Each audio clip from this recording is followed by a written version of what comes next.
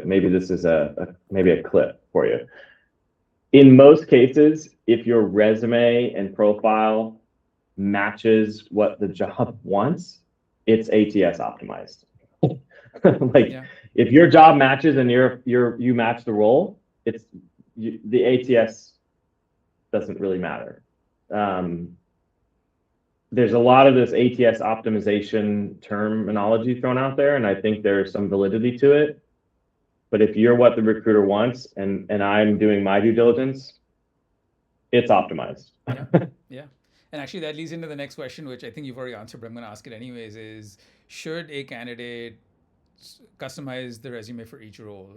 Should you rewrite it, tweak it, whatever, for the specific opportunity that you're applying for? Well,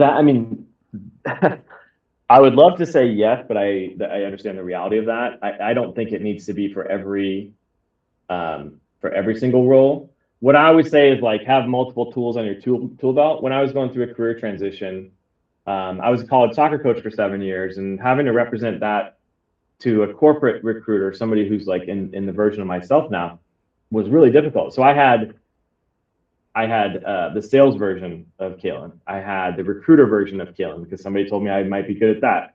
I had the customer success side version of Cailean. So I had, I think, 4 different, and I had the academic version in case I wanted to continue in some sort of academia.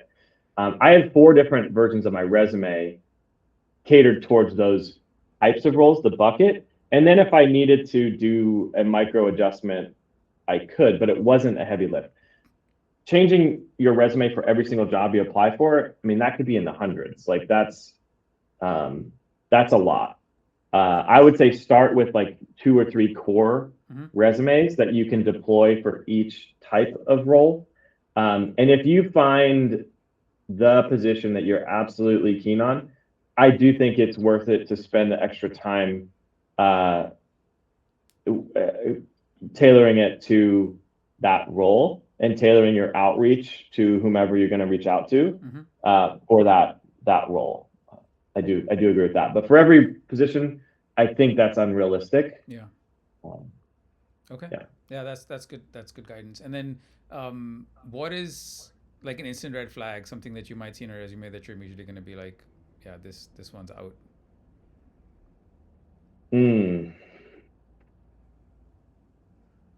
Immediate red flag. Well, I think it goes back to uploading the correct resume.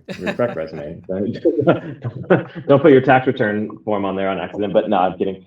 I would say that sometimes in my perspective, in my head, I'm like, why did this person apply for this role?